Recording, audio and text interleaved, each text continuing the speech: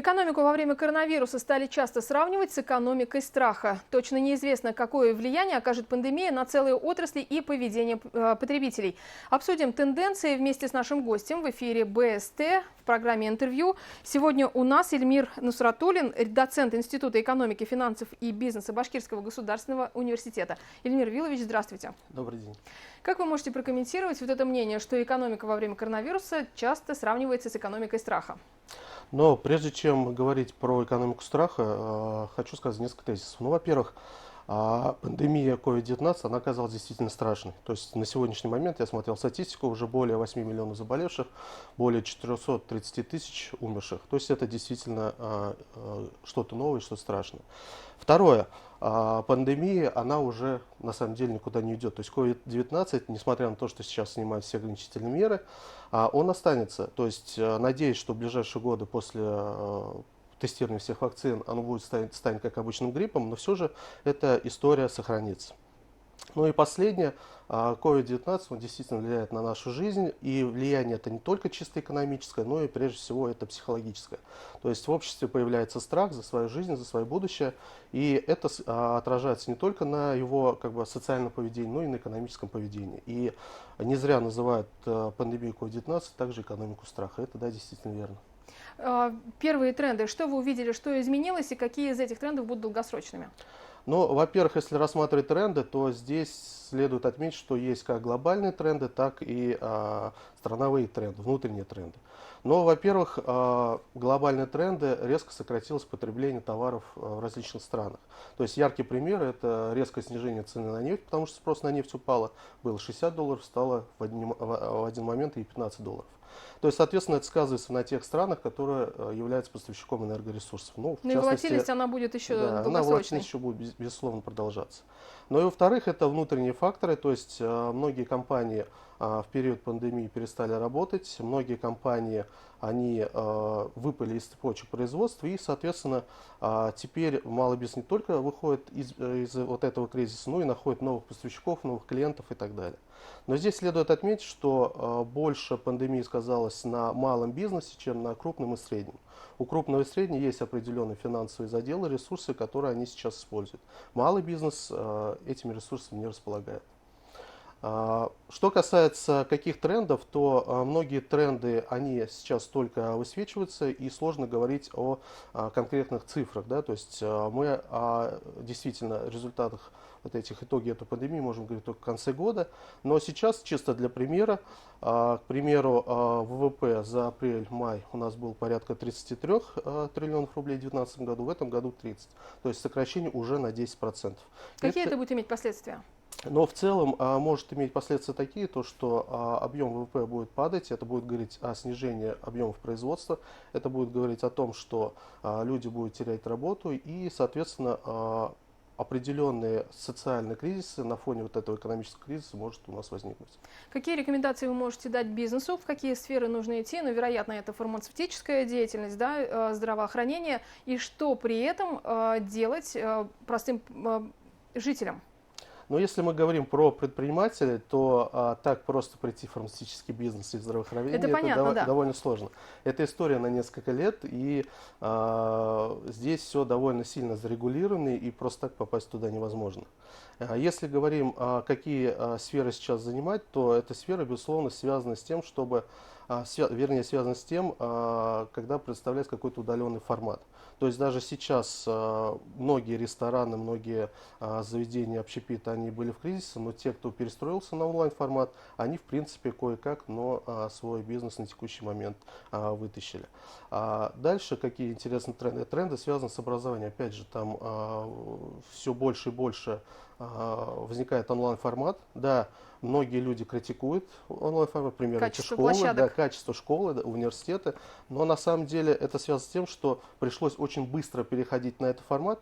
Раньше к этому формату относились как к дополнительному какому-то направлению, сейчас же он резко стал основным. И с этим были связаны определенные технические, людские какие-то проблемы. Но в любом случае в будущем это будет активно развиваться. Если мы просто говорим про сегодняшние онлайн-площадки образования, то они показали грандиозный рост как в мире, так в принципе и в России. Эльмир Вилович, ну а что касается советов для простых жителей, если вопрос стоит найти работу, да, то в какой сектор идти? Где будет стабильность и не будет задержек по зарплате?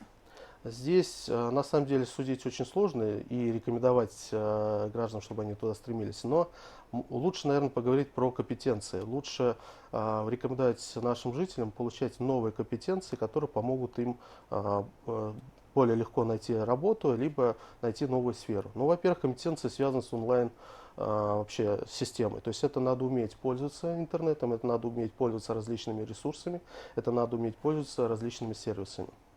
Далее, возможно находить какие-то альтернативные источники доходов, в том числе, опять же, через интернет. Многие люди думают, что работа в интернете невозможна, но это не так. То есть многие сегодня компании уже начинают постепенно переходить на удаленку, либо переходят на такой проектный формат работы, когда не сидите вы в офисе там, с 9 до 6 или там в дома, да, а у вас есть задание, вы его выполняете, получаете за это деньги. То есть стать, может быть, как сказать, более гибким в плане трудоустройства и, соответственно, искать какие-то новые возможности. Но если говорить про текущий кризис пандемии, то он показал то, что более комфортно себя чувствуют это люди, которые работали в государственном секторе и либо в крупных компаниях. То, что раньше все туда стремились, оказалось, ну, в какой-то мере не зря. Хорошо, понятно. Тогда простым жителям нужно быть более адаптивными. А насколько адаптивным были власти? Давайте обсудим региональный уровень. Да, у нас здесь был принят пакет антикризисный стоимостью 30 миллиардов рублей. Насколько он будет эффективен, на ваш взгляд? И нужны ли еще какие-либо действия? Но с точки зрения действий властей здесь несколько есть определенных моментов. Ну, во-первых, можно сказать, в защиту властей. Такая ситуация, она нестандартна. То есть, да, безусловно, до этого были кризисы, но в основном носили финансовый либо экономический характер, когда предприятия закрывались за счет каких-то внешних факторов, там, потеря клиентов и так далее. Сейчас же ситуация совсем другая. Государство ограничило, наоборот, потребительский спрос, люди перестали ходить в магазины, перестали ходить в кафешки и так далее. Вот, поэтому все меры, которые изначально принимались государством, они, может быть, носили определенный сумбурный характер, но это вызвано текущей ситуацией. Но есть мнение, что в первую очередь во главу угла был поставлен вопрос человеческих жизней. И это для экономики важнее. Вот есть такое мнение. Вы согласны с этим? Здесь действительно спорить не стоит. Вот если брать на текущий момент определенную мировую практику, многие страны пошли по пути изоляции. А некоторые страны, ну, пример возьмем, допустим, та же самая Швеция, она избрала другой путь. Но по последним данным, если брать, допустим, майские заявления властей Швеции, они начали, наоборот, сейчас ужесточать эти меры. Они поняли, что их как бы, путь был не совсем верен, потому что количество жертв у них было гораздо больше, чем в соседних странах. Вот. Конечно, говорить точно давать оценку сейчас довольно сложно, но думаю, в ближайшем будущем это возможно будет сделать. И это можно будет сделать на примере сравнения действий разных стран, разных правительств в той или иной ситуации. Если мы сейчас говорим про текущие действия властей, то сейчас основные действия властей они направлены на возврат, ну, в кавычках, нормальной жизни. То есть идет постепенный выход из изоляции, все больше и больше предприятий, в том числе малого бизнеса, запускается, разрабатываются различные государственные программы. Но здесь стоит отметить, что есть как новые программы, которые вот, были разработаны именно по итогам пандемии, так и развитие каких-то старых программ. Ну, например, если говорить по программам, то довольно успешно это снижение взносов по страховым выплатам с 30% до 15%. Для компаний, в которых работает сотни человек, это довольно существенно. Вот. Далее были налоговые вычеты, налоговые льготы по имущественному налогу, по земельному налогу. Стоит также отметить сокращение налоговых ставок по ЕНВД. С 4 до 1%, по-моему. Да, по упрощенной системе налогообложения. Вот. Но это касается конкретно пострадавших отраслей. А следующее, можно сказать, это не поддержка, а такая, как сказать, помощь небольшая. Это перенос выплат налогов, то есть есть отсрочка от 3 до 6 месяцев по некоторым налогам. А дальше это перенос сроков сдачи отчетности и так далее. Что касается старых мер, к примеру, в Республике Башкортостан, это и лизинговый фонд, это и Центр микрофинансирования, то здесь поддержка увеличивается для того, чтобы предприятия смогли взять финансовые ресурсы для выхода из кризиса. То есть, если говорить действия властей, опять же, об эффективности будем говорить позже, но на текущий момент, исходя из финансовых возможностей, государство как-то стремится помогать и населению, и, соответственно, бизнесу. При каких индикаторах можно будет говорить, что мы вышли из кризиса? Или мы выходим из кризиса, и процесс этот начался? Но если говорить в страновом диапазоне, то это показатели того же самого ВВП, валового регионального продукта, это восстановление покупательской способности, объем продаж. Вот, но если мы будем говорить про данный кризис в аналогии с другими кризисами, например, 2014 года, то по сути после кризиса 2014 года наблюдалось в течение 3 лет падение реальных доходов населения. В принципе, ситуация сейчас довольно серьезная, можно сказать, таких же масштабов. То есть, скорее всего, выходить из кризиса будем довольно долго, и это не 1 год. И поэтому какой совет вы можете дать? Опять же, население быть более гибким, бизнесу быть более гибким, потому что возможности для перестраивания на самом деле есть, просто нужно этим возможностям пользоваться. Малому бизнесу активно пытаться взять в том числе и государственную поддержку, придумать какие-то новые форматы взаимодействия с покупателями, больше прокачивать свой маркетинг, потому что до кризиса как-то считалось, что все равно люди придут, но нет, сейчас идет ограничение покупательского спроса, поэтому нужно принимать какие-то активные действия. Как вы считаете, как выглядит Башкортостан в сравнении с другими российскими регионами вот в это коронавирусное время?